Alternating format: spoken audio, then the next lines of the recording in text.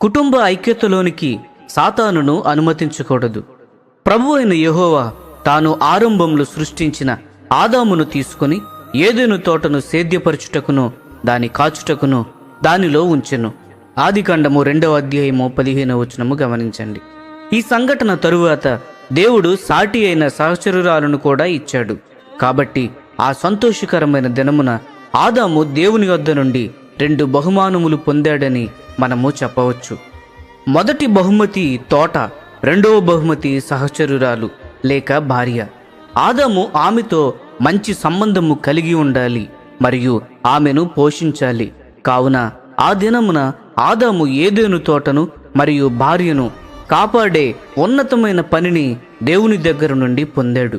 కానీ ఈ అసమానమైన పనిని నెరవేర్చే విషయంలో ఆదాము ఓడిపోయాడు.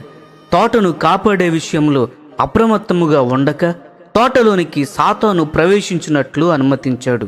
మరి ఇప్పుడేమి జరిగింది? ఒక జలాశయము వలె ఉండవలసిన తోట ఎడారి వలె మారి ముళ్ళ తుప్పలు, గచ్చపొదలు పెరిగాయి.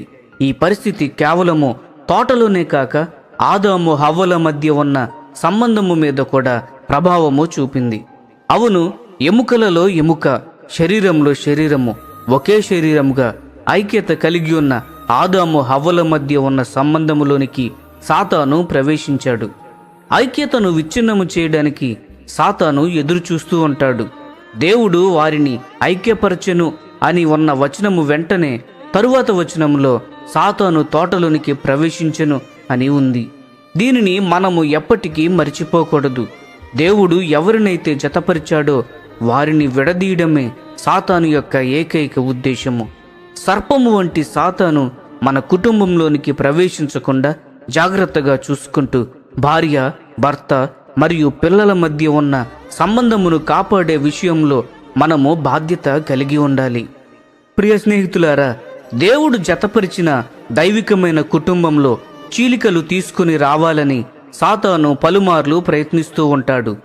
దేవుని భయము కలిగి ఉండి ఐక్యత కలిగి ఉండడానికి మనకు సహాయము చేయమని ప్రార్థించదము.